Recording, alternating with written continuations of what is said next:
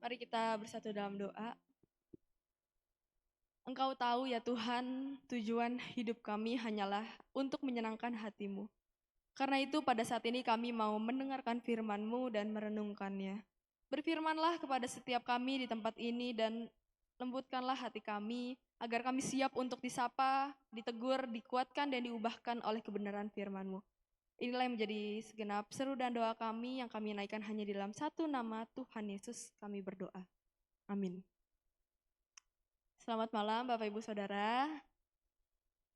Oke, saya mau mengajak kita untuk membuka Alkitab kita dari Roma 8 ayat 18 sampai 30.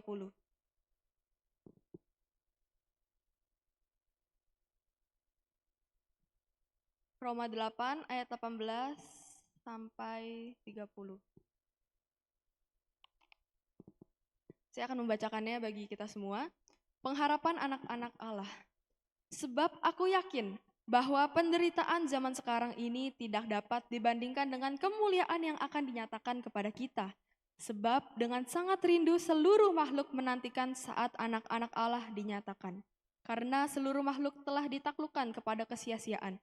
Bukan oleh kehendaknya sendiri, tetapi oleh kehendak Dia yang telah menaklukkannya. Tetapi dalam pengharapan karena makhluk itu sendiri juga akan dimerdekakan dari perbudakan kebinasaan dan masuk ke dalam kemerdekaan kemuliaan anak-anak Allah. Sebab kita tahu bahwa sampai sekarang segala makhluk sama-sama mengeluh dan sama-sama merasa sakit bersalin. Dan bukan hanya mereka saja, tetapi kita yang telah menerima karunia sulung roh, kita juga mengeluh dalam hati kita sambil menantikan pengangkatan sebagai anak, yaitu pembebasan tubuh kita. Sebab kita diselamatkan dalam pengharapan, tetapi pengharapan yang kita lihat bukan pengharapan lagi. Sebab bagaimana orang masih mengharapkan apa yang dilihatnya? Tetapi jika kita mengharapkan apa yang tidak kita lihat, kita menantikannya dengan tekun. Demikian juga roh membantu kita dalam kelemahan kita. Sebab kita tidak tahu bagaimana sebenarnya harus berdoa. Tetapi roh sendiri berdoa untuk kita kepada Allah dengan keluhan-keluhan yang tidak terucapkan. Dan Allah yang menyelidiki hati nurani mengetahui maksud roh itu, yaitu bahwa ia sesuai dengan kehendak Allah, berdoa untuk orang-orang kudus. Kita tahu sekarang bahwa Allah turut bekerja dalam segala sesuatu untuk mendatangkan kebaikan bagi mereka yang mengasihi Dia, yaitu bagi mereka yang terpanggil sesuai dengan rencana Allah. Semula mereka juga ditentukannya dari semula untuk menjadi serupa dengan gambaran anaknya, supaya ia, anaknya itu, menjadi yang sulung di antara banyak saudara. Dan mereka yang ditentukannya dari semula, mereka itu juga dipanggilnya, dan mereka yang dipanggilnya, mereka itu juga dibenarkannya, dan mereka yang dibenarkannya, mereka itu juga dimuliakannya. Ya, Bapak Ibu Saudara sekalian, hari ini kita akan sama-sama merenungkan ayat 28.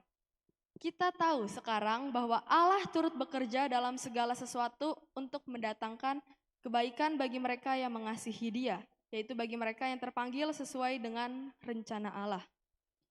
Apa sih yang Allah maksud gitu ya ketika Dia bilang kalau Dia turut bekerja dalam segala hal untuk mendatangkan kebaikan? Saya yakin ayat ini udah gak asing lagi ya buat kita. Mungkin kita udah sering baca ayat ini atau nemu ayat ini waktu scrolling Instagram atau misalnya lihat Facebook atau dikirimin temen lewat WhatsApp kayak gitu. Terus kayak biasanya kalau ada orang yang ngepost kayak ginian ayat seperti ini di Facebook, ntar komennya isinya amin, amin, haleluya kayak gitu. Ya Tuhan kita dahsyat kayak gitu-gitu biasanya karena postingan yang membawa berkat gitu ya. Jadi kayak semua orang langsung komennya yang positif-positif. Terus kalau anak muda biasanya ya amin yang paling serius gitu. Wah saya bingung juga tuh. Jangan-jangan selama ini berarti aminnya main-main gitu. Ya tapi itulah anak muda gitu ya. Kalau kita perhatikan konteks dari bagian firman Tuhan ini, ayat ini sebenarnya lagi berbicara soal keterlibatan Tuhan dalam kehidupan anak-anak Tuhan. Siapa anak-anak Tuhan itu? Mereka adalah orang-orang yang udah ditebus dari murka Allah. Mereka adalah orang-orang yang untuknya Tuhan Yesus sudah mati dan sudah bangkit. Tapi Bapak Ibu Saudara, firman Tuhan bilang kalau kematian Kristus, penyelamatan yang dilakukan oleh Kristus itu bukan tujuan akhir dalam kehidupan manusia. Karena Dengan jelas Roma 14 ayat 7 sampai 9 mengatakan bahwa tujuan dari kematian dan kebangkitan Kristus adalah supaya saudara dan saya boleh kembali hidup sebagai manusia yang sesuai dengan tujuan awal Allah menciptakan saudara dan saya, yaitu manusia yang tunduk hanya kepada Allah. Manusia yang diciptakan sebagai gambar Allah, yang mengakui kedaulatan Allah, dan yang memancarkan siapa dan bagaimana Allah dalam seluruh hidup kita. Tetapi semua tujuan tersebut udah nggak lagi terlihat dalam kehidupan manusia berdosa. Seperti dikatakan Roma 3 ayat 23, manusia sudah jatuh ke dalam dosa dan telah kehilangan kemuliaan Allah. Dengan kata lain, manusia nggak lagi mencerminkan Allah dalam hidupnya. Manusia nggak lagi menyatakan Allah dalam seluruh kehidupannya. Sebagaimana tujuan awal Allah menciptakan manusia. Manusia nggak lagi menyatakan karakter Allah. Manusia nggak lagi mencerminkan kemuliaan Allah dan nggak lagi mencerminkan kasih ilahi yang sesungguhnya. Kejatuhan manusia bikin kita jadi lebih memilih hidup yang hanya berpusat pada diri sendiri, untuk diri sendiri dan tentang diri sendiri. Yang penting adalah saya, orang lain gak penting. Tentu keadaan seperti itu sangat tidak sesuai dengan tujuan awal Allah menciptakan manusia.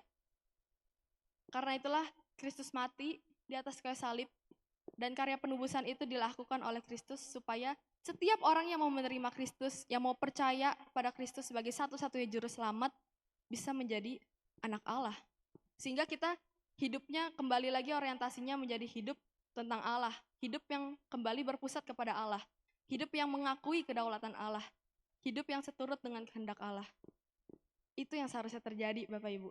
Kita harus menjadi manusia yang mencitrakan Allah kembali. Pada waktu dikatakan Allah turut bekerja dalam segala sesuatu untuk mendatangkan kebaikan, ayat ini tuh nggak lagi ngomongin soal hidup kita yang akan terlepas atau terhindar dari mara bahaya. Ayat ini nggak berarti hidup kita akan terlepas dari sakit penyakit, terlepas dari kerugian secara materi. Tetapi kebaikan yang dimaksud di ayat ini harus dilihat dari konteks firman Tuhan secara keseluruhan. Kalau kita ngelihat bagian ini secara khusus, di ayat berikutnya dibilang, mendatangkan kebaikan bagi mereka yang mengasihi Dia, yaitu bagi mereka yang terpanggil sesuai dengan rencana Allah. Jadi, kebaikan ini harus dilihat dari kerangka berpikirnya rencana Allah, dari sudut pandangnya Allah. Apa rencana Allah bagi saudara dan saya yang telah ditebus oleh Kristus? Di ayat selanjutnya dibilang, sebab semua orang yang dipilihnya dari semula juga ditentukannya dari semula untuk menjadi serupa dengan gambaran anaknya, supaya ia, anaknya, itu menjadi yang sulung di antara banyak saudara. Serupa dengan gambarannya, serupa dengan Kristus. Itu yang dimaksud dengan rencana Allah dalam hidup kita. Jadi kebaikan di sini berarti keterlibatan Allah di dalam hidup saudara di tengah segala situasi dan kondisi realita kehidupan saat ini.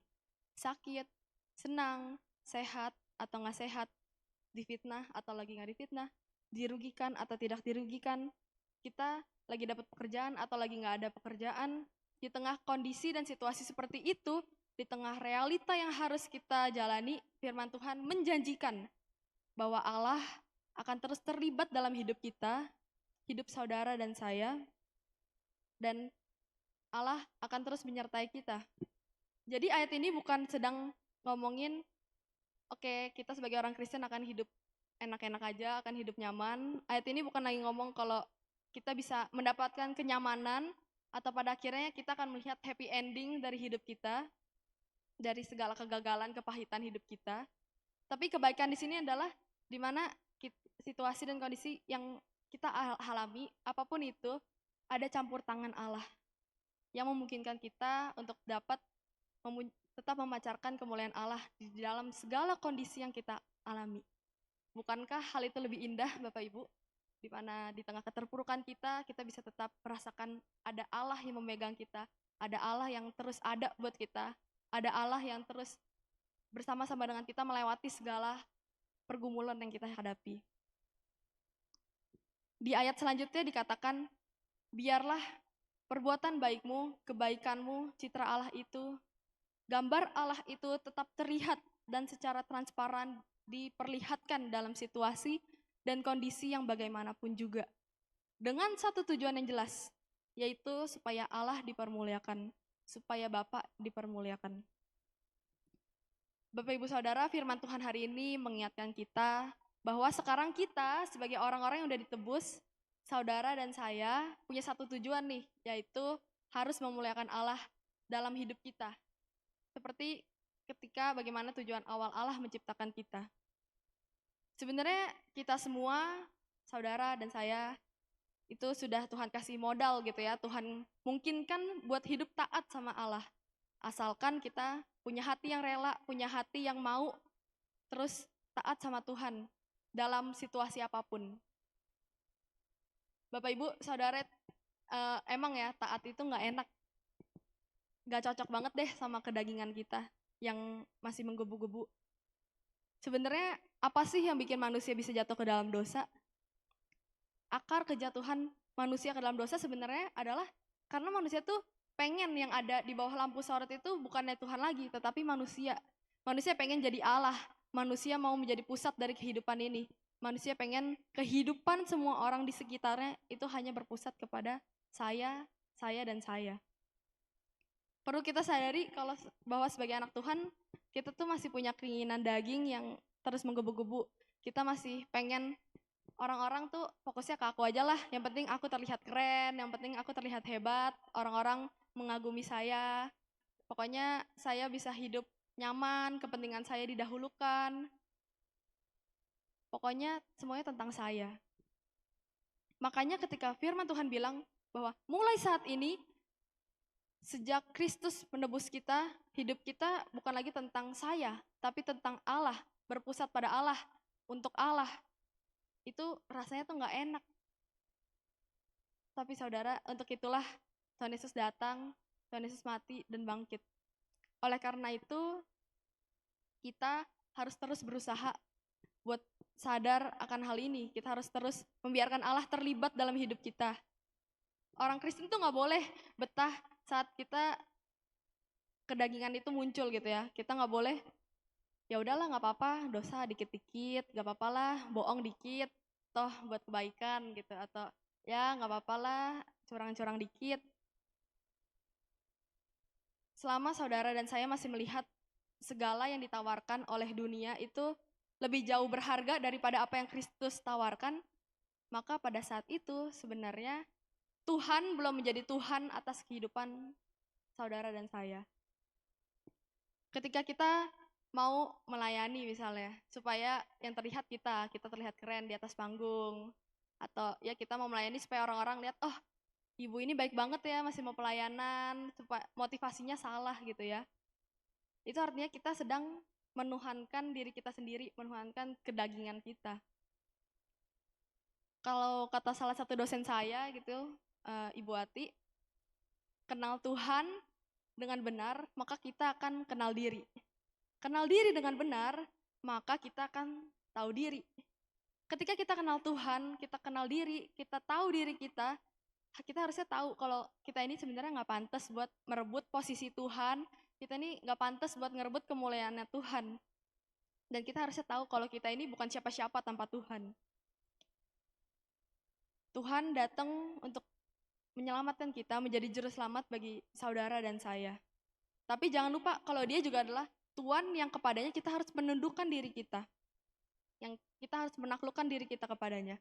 Karena dia Tuhan, kita itu harus hidup hanya untuk Tuhan. Kita berarti tujuan satu-satunya kita ya untuk menyenangkan dia, untuk memuliakan dia. Bukan tentang kita lagi. Bapak Ibu Saudara, Allah telah berjanji bahwa dia akan terlibat dalam seluruh hidup kita di tengah situasi dan kondisi yang bagaimanapun untuk kebaikan. Tapi bukan kebaikan di sini, oh yang penting kebaikan itu selama saya merasa saya nyaman, saya berada di zona nyaman, itu artinya kebaikan buat saya. Oh selama ini menyenangkan saya berarti ini kebaikan. Bukan kayak gitu ya, tapi yang kayak tadi saya bilang, kebaikan itu di mana Allah terus ada buat kita, Allah terus menyertai kita supaya di tengah berbagai situasi apapun, ketika kita lagi di situasi terendah sekalipun, Allah terus memegang kita sehingga kita bisa menyatakan kemuliaan itu, bisa memancarkan kasih Allah. Dia udah janji buat terlibat dalam seluruh hidup kita, di situasi apapun, kondisi apapun. Karena itu kita harus terus berusaha untuk hidup menyenangkan Tuhan, berusaha hidup serupa dengan Tuhan. Mari kita mengevaluasi hidup kita saat ini. Kita yang udah ngakunya orang Kristen bertahun-tahun, kita yang ngakunya udah jadi anak Tuhan, ngakunya udah ditebus sama Tuhan, apakah hidup kita udah sesuai dengan tujuan Allah menebus kita? Allah nggak main-main sama kita, dia mati mencurahkan darahnya buat kita. Apakah kita selama ini masih hidup main-main buat Tuhan? Apakah sekarang di tengah apapun situasi kita, kondisi kita, yang kita pikirkan cuman gimana saya bisa memuliakan Tuhan? Sekalipun di titik terendah gitu ya, kita cuman berfokus, ini bukan tentang kenyamanan saya, tapi ini gimana tentang saya menyenangkan Tuhan, memuliakan Tuhan. Apakah yang kita pikirkan adalah bagaimana supaya Tuhan bisa terus menjadi pusat dalam hati saya, dalam kehidupan saya? Apakah yang kita pikirkan adalah bagaimana pokoknya Tuhan yang seneng deh, nggak apa-apa aku kayak gini, yang penting Tuhan seneng, yang penting orang-orang bisa melihat kasih Tuhan dalam hidup saya. Bagaimana kehidupan saudara dan saya pada saat hari ini?